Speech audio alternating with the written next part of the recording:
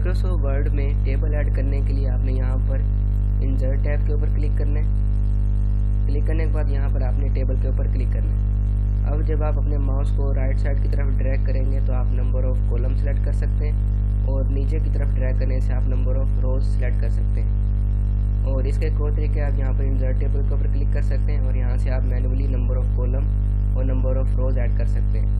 तो मैं यहाँ पर 5 कॉलम और 4 रोज ऐड कर लेता हूँ और ओके करूँगा।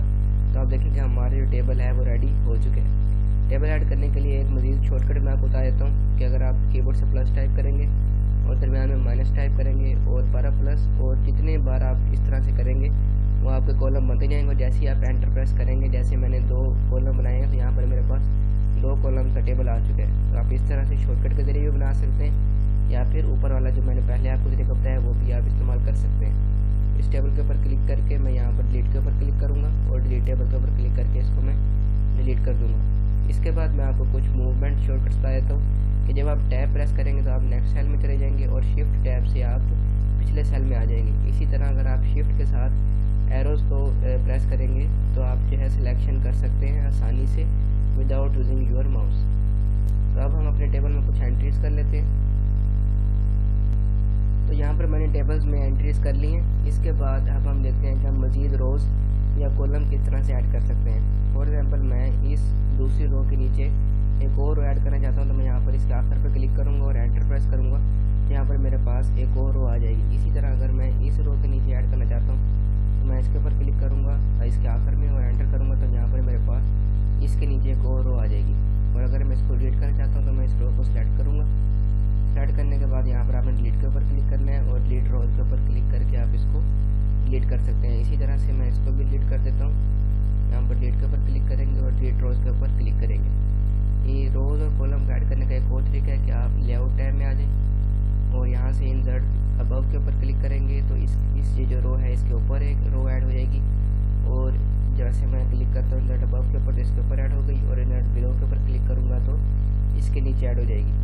इसी तरह अगर मैं इस कॉलम के राइट साइड पर एक ऐड करना चाहता हूँ कॉलम तो मैं राइट के ऊपर क्लिक करूँगा तो राइट साइड के ऊपर आ चुके हैं। अब इसके मैं लेफ्ट साइड पर ऐड करना चाहता हूँ तो मैं इंसर्ट लेफ्ट के ऊपर क्लिक करूँगा तो अब इसके लेफ्ट साइड पर भी आ चुके हैं।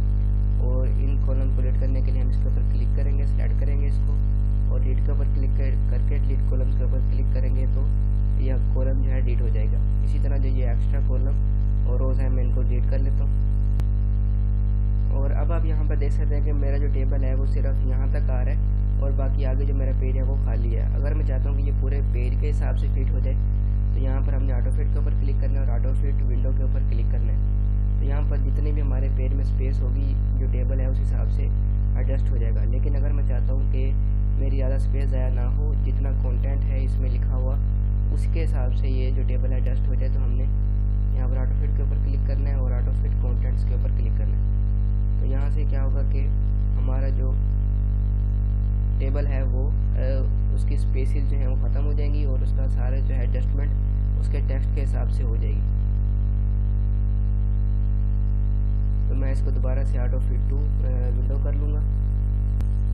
और अब अगर आप इन टेबल्स को अलग करना चाहते हैं, फॉर एग्जांपल ये जो 2 रोज़ हैं ये मैं ऊपर रखना चाहता हूँ और ये नीचे 3 और 4th रो है इसको मैं नीचे इसको अलग करना चाहता हूँ तो हम इन दोनों को सिलेक्ट करेंगे और अपने कीबोर्ड से Alt Shift और डाउन एरो की प्रेस करेंगे तो ये टेबल से अलग हो जाएगी। और इनको मैं दोबारा जोड़ना चाहूँगा तो मैं इसको अप एरो की से दोबारा ऊपर रख सकता हूँ। इसी तरह अगर हम कोई रो शफल करना चाहते हैं, फॉर एग्जांपल मैं चाहता हूँ ये तीसरी रो फर्स्ट नंबर पर आ जाए तो हमने Alt Shift और अप एरो प्रेस करेंगे तो ये ऊपर आ जाएगी और डाउन एरो से हम इसको दोबारा नीचे लेके जा सकते हैं। और अगर आप किसी टेक्स्ट की डायरेक्शन चेंज करना चाहते हैं तो आपने उसको सिलेक्ट करना है और यहाँ पर आपने टेक्स्ट डायरेक्शन के ऊपर क्लिक करना है लेआउट टैब में। जैसे आप इसके ऊपर क्लिक करेंगे तो इसकी डायरेक्शन जो है वो चेंज होती जाएगी। तो जो डायरेक्शन आपको चाहिए वो आप इसकी चूज़ कर सकते हैं। इसी तरह मैं यहाँ पर इसकी चेंज कर लेता हूँ। अब किसी भी टेक्स्ट की डायरेक्शन चेंज कर सकते हैं। और उसके बाद आप यहाँ पर देख सकते हैं कि हमारे जो कॉलम्स हैं और रोज़ हैं उनकी जो हाइट है वो डिफरेंट है। तो मैं इन सब की बराबर करना चाहता हूँ तो हम क्या करेंगे, हम यहाँ पर डिस्ट्रीब्यूट रोज़ के ऊपर क्लिक करेंगे तो हमारी सारी रोज़ बराबर हो जाएंगी और डिस्ट्रीब्यूट कॉलम्स के ऊपर क्लिक करेंगे तो सारे कॉलम की विड्थ भी बराबर हो जाएगी। तो इसके बाद हम देखते हैं कि आप किस तरह से एक सेल को मज़ीद कॉलम या रोज़ में कैसे स्प्लिट कर सकते हैं। तो उसके लिए मैं यहाँ पर नीचे एक रो ले लूँगा, यहाँ पर मैं क्लिक करूँगा और मैं सेपरेट सेल के ऊपर क्लिक करूँगा, क्योंकि सेपरेट टेबल के ऊपर हम क्लिक करेंगे तो हमारा टेबल अलग हो जाएगा।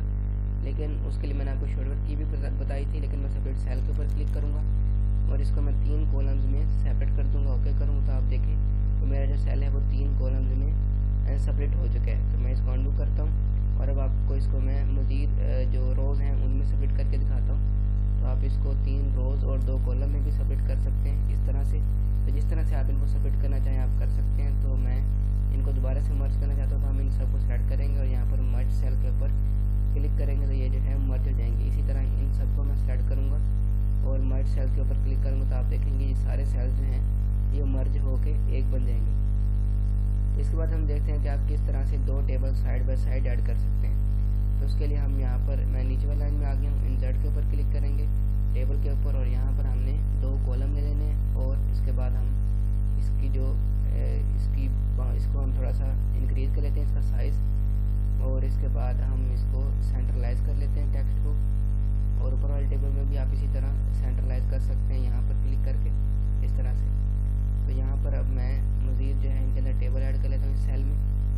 तो यहाँ पर एक मैंने टेबल ऐड किया और यहाँ पर भी मैं एक टेबल ऐड कर लेता हूँ इस तरह से। और उसके बाद अब जो बाहर वाला बॉर्डर है हम यहाँ पर क्लिक करेंगे और उसके बाद हम बॉर्डर्स में आकर नो बॉर्डर के ऊपर क्लिक कर देंगे और यहाँ पर भी मैं क्लिक करके नो बॉर्डर्स के ऊपर क्लिक कर दूँगा।